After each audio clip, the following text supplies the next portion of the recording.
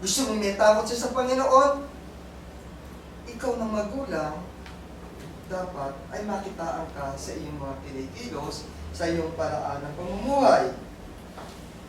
Ngunit kadalasan po yung mga ka-Diyos na karakter ay nahuhuli bago ito maituro sa ating mga anak.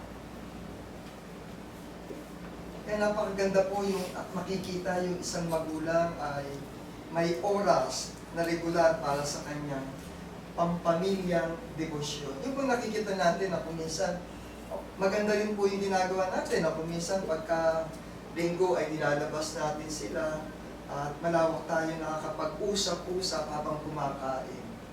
Kaya tatay, nanay, dagdagan ng budget. Okay?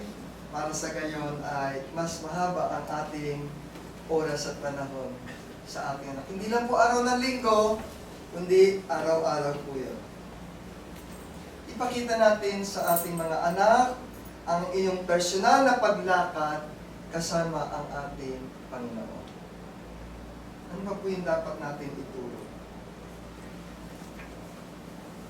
Yung disiplina, napaka-importante po niya. Ang mapagmahal na pagtutuwid ay humuhubog ng karakter.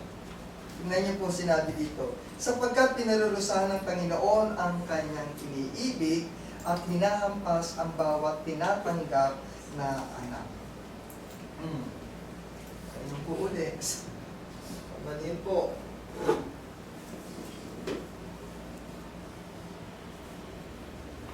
Anong klase ka pa ng magulang? Kapag nagkamali pa ng maliit, ay hampas agad. Nakalungkot po yun. Hindi maras na parusa ang dapat igawat sa inyong anak.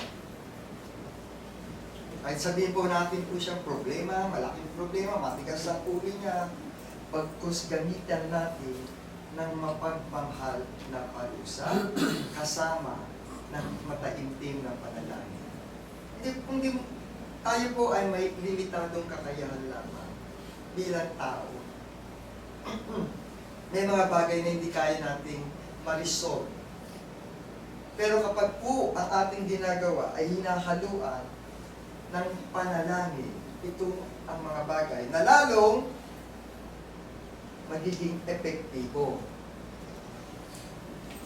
Kasi po talaga, kahit saan ko makita, maski ako po nung kabataan ko, nakakita ko yung kapitbahay ko, yung mga pinsan ko, kapag yung kanilang mga anak ay marahas ang pagpapalaki sa kanilang anak, nagiging rebelde po. Nagtatanim ng galit sa puso. At ang kinahantungan, puot. Yung puot na yun, yun ang nagbibigay sa kanya ng dahilan para siya ay lalong lumayo sa magulang at sa kanyang sa Panginoon. Nakakasumpong lamang siguro siya ng kaayusan kapag siya ay may nakakausap ng mga tao na mapagmahal siyang tinatanggap at tinutuwid sa mga kamalian.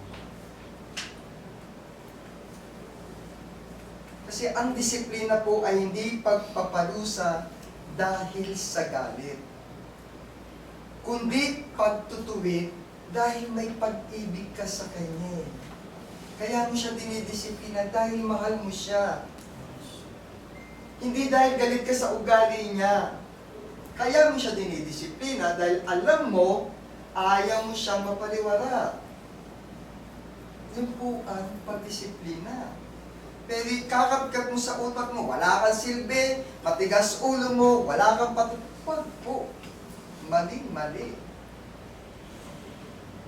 Maling-mali.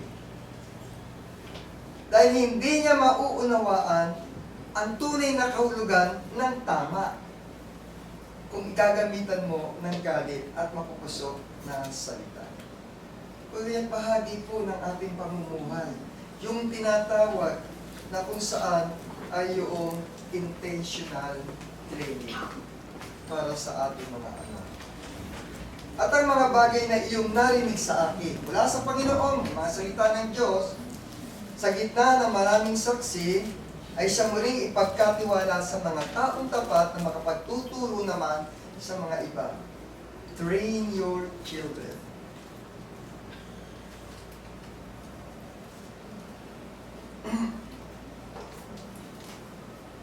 Tayo po, mga matatanda, may edad, sa mahabang panahon na kung saan tayo ay dumadalo, marami na po tayong natutunan sa ating buhay.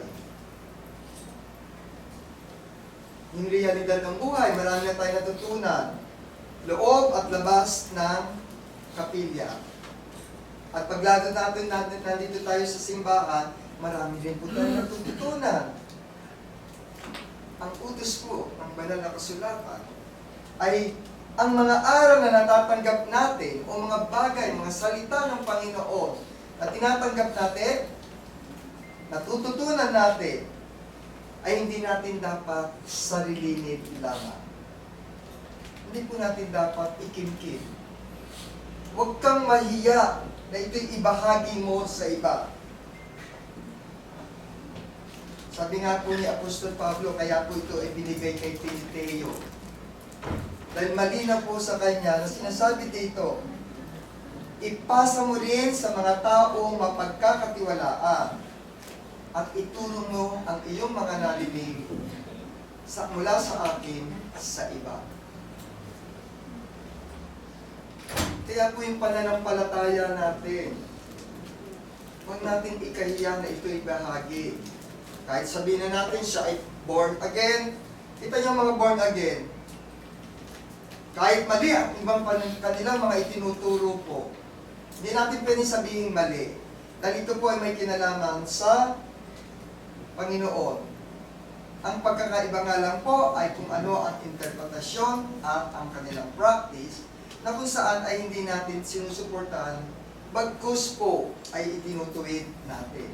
Pero sila ay malayang mag-share. Makikita nyo, very vocal sila when it comes to sharing the words of God. Anywhere, anytime. They so proud of what they have learned. Nakakatuwa po. Dahil naniniwala sila na kung saan ang lahat ng mga salitang nadinig nila sa Panginoon ay dapat ibahagi, ipangaral, dahil ito ang katotohanan. Dito nakikilala ang bawat isa sa atin ang kahalagahan ng katapatan at pagtuturo ng tama at pagpapatuloy ng mga gawain ng makayos. Turo na rin po natin sa ating mga anak ang takot sa Panginoon. Ang pagkatakot sa Panginoon ay pasimula ng karunungan at ang pagkilala sa banal ay kaunawaan. Maraming sumasamba, maraming umaattend ng mga church service, ngunit walang takot. Hindi naman po walang takot, kundi nakakagawa pa rin ng ilang mga bagay na labag sa kagustuhan ng ating Panginoon.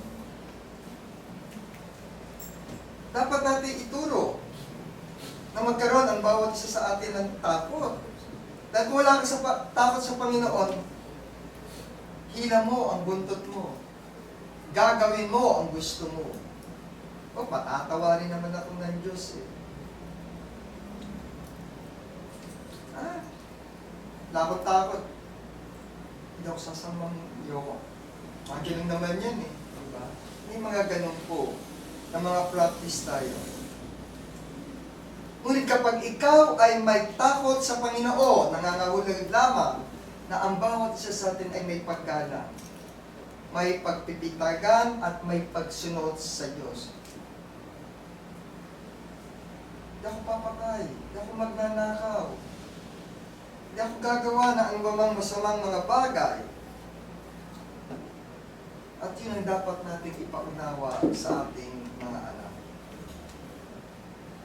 Ang maituro sa kanila ang kabanalan, may paliwanag kung ano ang bunga ng kasalanan, at mapatutuo ang tunay na katapatan sa ating Panginoon. Pang-apat po, na dapat pa natin itulong. ang malalim na pagtitiwala sa biyaya ng Diyos.